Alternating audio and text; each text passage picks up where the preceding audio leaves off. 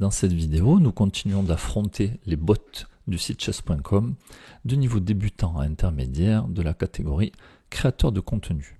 Nous avons affronté des bots de 600 à 900 Elo et nous en prenons aujourd'hui à Cutie Cinderella, à la jolie Cendrillon, classée 900 Elo. On considère qu'à 900 Elo, au niveau des bots, on est à la limite entre le niveau débutant et le niveau intermédiaire. Donc certainement que notre adversaire continuera de faire quelques erreurs. Donc on essaiera de repérer les grosses erreurs, c'est-à-dire les pièces gratuites. Mais notre adversaire a aussi tendance à nous attaquer. Il va falloir qu'on réfléchisse au dernier coup joué par l'adversaire. Bien entendu, on gardera le principe de mettre le roi à l'abri et d'essayer de contrôler le centre. Je vous propose de commencer. Nous nous retrouvons avec les pièces noires.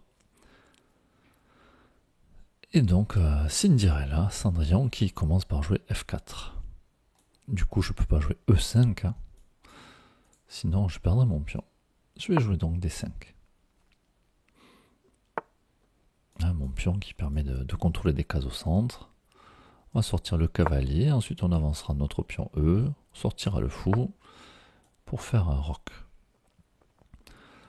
Alors si je peux envisager de capturer ce pion pour abîmer la structure de mon adversaire, mais est-ce que j'ai vraiment envie que le pion G2 disparaisse?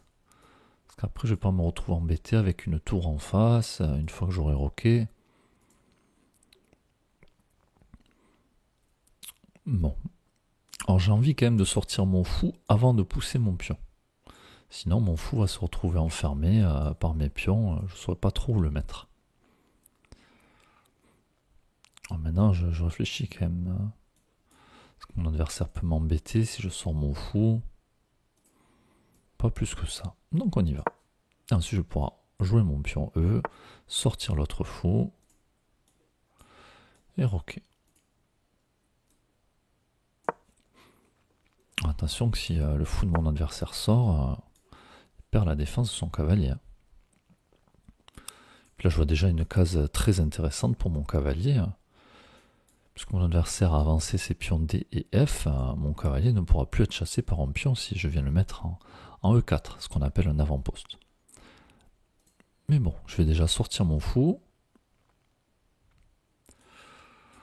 Pour venir le mettre ici sur échec, ça va peut-être aider mon adversaire à développer son cavalier. Ça peut peut-être provoquer la poussée du pion C3. Ensuite je reviendrai replacer mon fou. Bon, je peux aussi le mettre en D6. L'idée étant de roquer au prochain coup.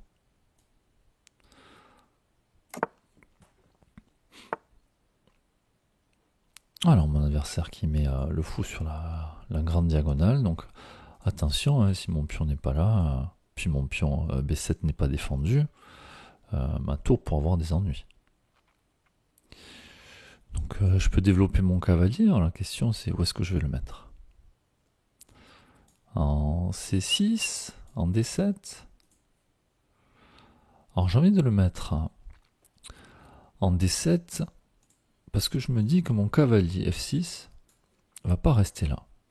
Et donc si j'ai mon cavalier, l'autre cavalier en D7, peut-être qu'il prendra la place du cavalier F6.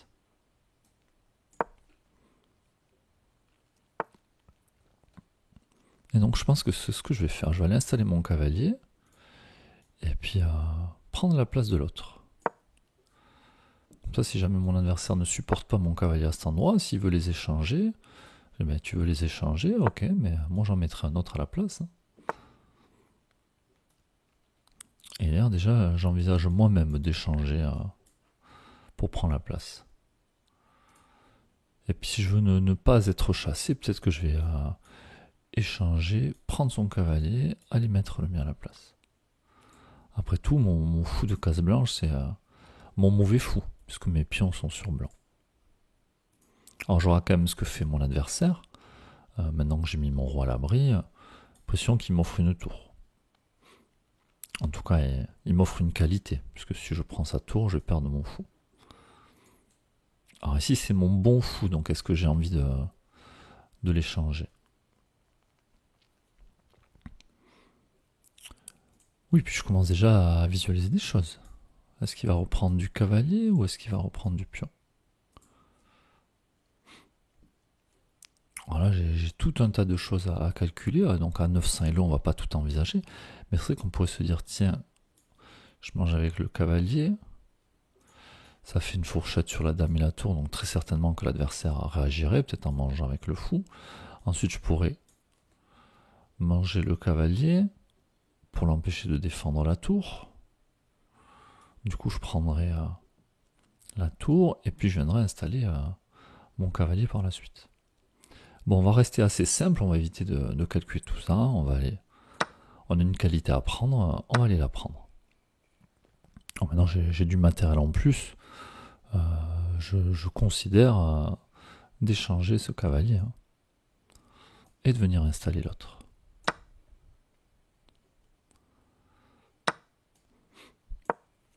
Après, si je veux, si mon adversaire laisse son fou par ici, je peux très bien venir chercher son fou. Alors, mon adversaire qui essaie de provoquer des choses ici, très certainement qu'il a en tête ma tour là-bas derrière. Mais moi, j'ai pas envie que ma structure change. Donc, voilà, s'il veut manger, je pourrais remanger. Mon adversaire qui avait du mal à supporter mon cavalier ici en E4, qui préfère l'échanger. Donc je vais très certainement reprendre le fou. Ma question c'est, est-ce que je reprends du fou ou est-ce que je reprends du pion? Est-ce que j'ai envie que le jeu s'ouvre?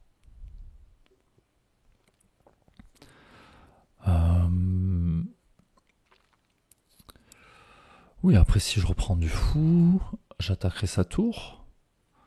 Donc il va sûrement devoir déplacer sa tour. Une fois qu'il aura déplacé sa tour, moi, il ne pourra plus roquer. Donc c'est pour cette raison que je vais reprendre du fou. Comme ça, je sais que je vais... Alors notez que mon adversaire aurait pu roquer ici. On rappelle que si la tour est attaquée, mon adversaire peut quand même roquer. Il ne faut pas que le roi se déplace sur une case où on peut être en échec. Alors ici, j'ai l'impression qu'on gagne une tour, tout simplement. En plus, la dame ne protège pas la tour, il y a le roi entre les deux. Donc je vais récupérer la tour.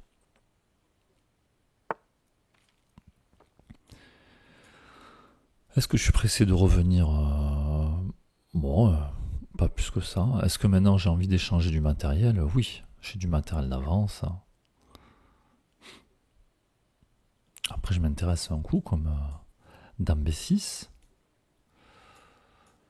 pour mettre la pression sur le pion B3. Et puis je me dis, tiens, si ma dame vient en B4, on pourrait gagner un cavalier sur échec. En menant sur dame, est-ce que mon adversaire peut pas mettre le cavalier? Bah non, il risque de le perdre. Donc avant de faire revenir mon fou, je vais déjà jouer ce coup. Dame B6.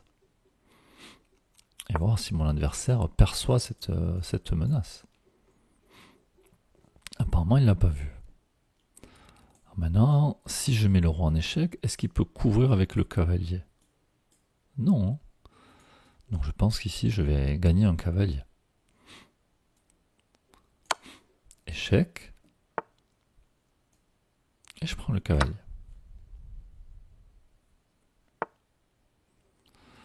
Oh, mon adversaire qui multiplie les erreurs. Et si je vois cet alignement sur case blanche, et moi j'ai un fou de case blanche. Donc si j'arrive à mettre mon fou ici en étant protégé, aïe aïe aïe. Mais j'ai l'impression justement que j'ai mon pion qui protège cette case. Donc là on va aller gagner la dame. Échec. Alors je peux récupérer la dame, est-ce qu'il y a un coup meilleur que celui-là? Si je vais remettre échec, du coup mon adversaire va pouvoir couvrir de la dame. Et puis j'ai en tête que si je mange qui remange le roi, derrière je vais pouvoir faire échec et récupérer le fou qui est là-bas derrière. Alors là ça commence à sentir vraiment mauvais pour mon adversaire. Ouais, donc on a dit on va jouer échec pour l'enfilade et récupérer le fou. Donc c'est ce que je vais faire. Alors je pourrais réfléchir s'il n'y a pas un autre coup.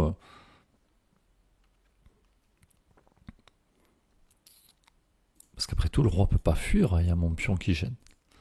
Mais le problème, c'est que si je prends le pion, peut-être que mon adversaire va venir près de son fou pour pouvoir le protéger. Donc je vais récupérer le fou. Et maintenant, mon adversaire qui n'a plus des pions, et moi j'ai une dame et des tours. Donc là, je vais aller grignoter quelques pions pour pouvoir faire jouer mes tours. Parce que là, mes tours, elles ont du mal à passer. Hein. On va ouvrir au centre. Échec. On va prendre un pion. On attaque le pion H3. Le roi qui s'en va. Donc le pion E3 n'est plus défendu. Donc, du coup, ça m'intéresse de liquider les pions qui sont au centre pour que je puisse emmener mes tours ensuite. Hein. Donc je continue la moisson. Alors attention, ici je ne peux pas prendre le pion, sinon je perds la dame. Mais j'ai fait de la place pour la tour.